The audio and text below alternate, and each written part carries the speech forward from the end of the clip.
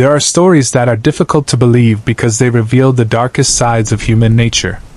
Stories that make you question how someone can cause such pain to another living being. This is one of those stories. It begins on a warm day in May 1977, when a young woman named Colleen Stan decided to hitchhike her way from her home in Eugene, Oregon, to a birthday party in Northern California. She was 20 years old, bright, kind, and trusting of the world around her. She had no idea that the road she took that morning would lead her into a nightmare that would last for the next 7 years of her life. Hitchhiking was common back then. People weren't afraid of strangers. Colleen had done it before, and she believed the world was mostly good. She stood by the road with her thumb out, watching cars pass by, waiting for a ride. After a few short lifts from friendly drivers, she saw a blue car slow down beside her. Inside were a man, a woman, and a baby in the back seat. Seeing the baby made her feel comfortable. A family, she thought, not the kind of people who would ever do her harm. She smiled, thanked them when they stopped, and climbed inside. The man's name was Cameron Hooker. His wife was Janice. To Colleen, they looked ordinary. He was quiet and polite. She was soft-spoken and calm. They talked for a bit, and everything seemed fine at first. The car moved along the highway surrounded by the beauty of the California landscape. But somewhere deep inside her, Colleen began to feel uneasy. It wasn't anything she could explain, just a feeling. Something about Cameron's eyes in the rearview mirror felt strange. His silence was heavy, not shy but dark. After a while, they stopped at a gas station so Colleen could use the restroom. As she stood in that small, dimly lit space, she felt a sudden and powerful instinct telling her to run. She didn't know why. But every nerve in her body screamed that something was wrong. She even looked at the window and thought about escaping. But she shook off the feeling. She didn't want to seem paranoid or rude. So she took a deep breath, walked back to the car, and got in. That decision would cost her 7 years of her life. Moments after they started driving again, Cameron turned off the main road and drove down a quiet dirt path surrounded by trees. The mood in the car changed. The air felt heavier. Suddenly, he stopped the car. Janice turned around in her seat, her expression unreadable.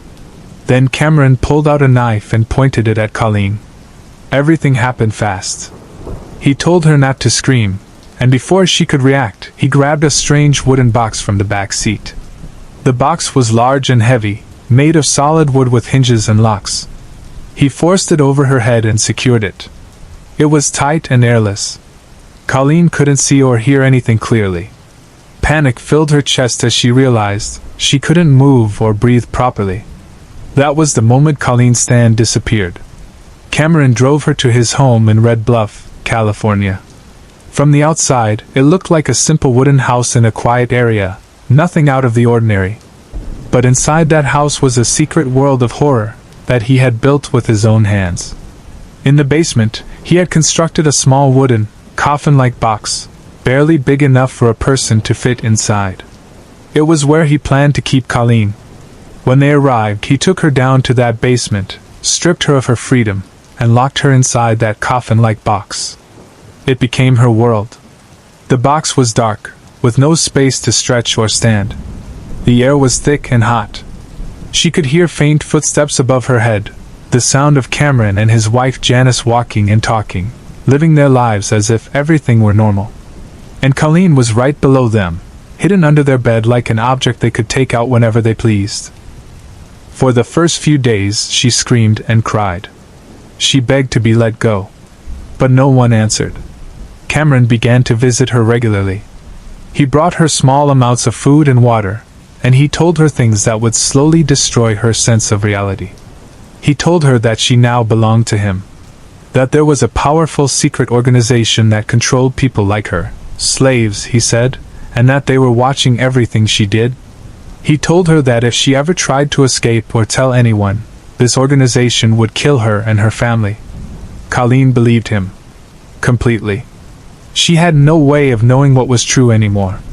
She was isolated, disoriented, and terrified. The psychological hold he created over her was more powerful than any chain. Cameron was not just cruel, he was methodical. He built devices, tools, and boxes to control her movements. He documented everything. He told his wife that Colleen's suffering was part of his fantasies. Janice, who had once been his victim too, accepted it because she was afraid of losing him. She convinced herself it was better that he hurt someone else instead of her. Days turned into weeks, and weeks turned into months. Colleen began to lose her sense of time.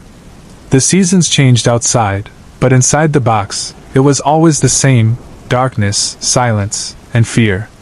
The only thing that reminded her she was alive was the sound of her heartbeat echoing in the small space.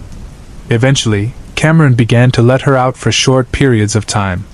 He made her do chores around the house, washing dishes, cleaning floors, caring for the baby. But every second was controlled. He told her when to eat, when to sleep, and when to speak. He hung a contract in front of her, a fake legal document stating that she had sold her body and her soul to him. He made her sign it. It was another way to make her believe she had no rights, no freedom, and no hope. Colleen followed every rule because she truly believed her life, and the lives of her family, depended on it. Cameron even gave her a new name. She was no longer Colleen. She was simply his slave. Over time, Cameron began to take even greater risks. He would bring Colleen out in public, always with her disguised or hidden. He once took her to visit his job site, and no one suspected a thing. She obeyed him so completely that people assumed she was a friend or a worker. Her fear of the imaginary organization kept her silent. Then, one day in 1981, for years after her kidnapping, Cameron told her they were going to visit her family. Colleen couldn't believe it. She hadn't seen them in years. She was terrified but also desperate to see them again. He told her that she had to act normal, that if she said anything wrong, the organization would kill them all. When she walked into her parents' house, her family froze in disbelief. There she was, thin, pale, but alive. They hugged her and cried. They had missed her every day since she disappeared. Colleen smiled and said she was doing well. When they asked about the man she came with, she told them he was her boyfriend. Cameron sat quietly beside her, pretending to be polite and caring. They ate dinner, shared stories, and took pictures together. Her parents felt something was off, but they couldn't quite place it. After dinner, Colleen hugged them tightly and left with Cameron. No one knew that she was still his prisoner. That visit is one of the most haunting details of her story. That was the level of psychological control Cameron had over her. She could sit beside her parents, surrounded by love, and still feel trapped inside a cage she couldn't see. Back at the house, her imprisonment continued. Cameron started building a larger box, one that he placed under their bed. During the day, he would lock Colleen inside it, and at night, he and Janice would sleep above her. She could hear them breathing, talking, even laughing. She was right there under their bed, forgotten like an object. The years between 1977 and 1984 passed slowly. Colleen was 27 when her fate finally began to change. Janice, the wife, had started to crumble under the weight of guilt and fear. She had convinced herself for years that she was helpless too. But seeing Colleen live as a prisoner broke something inside her. She began to realize that she had to stop this. One night, Janice went to Colleen and told her the truth. There was no secret organization. There were no people watching. The rules, the documents, the punishments, it was all a lie created by Cameron to control her.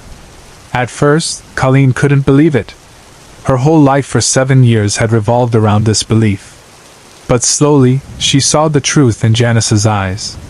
The chains that had held her for years weren't made of steel, they were made of fear. Janice helped Colleen escape. She told her to leave quietly, to go far away, and to never come back.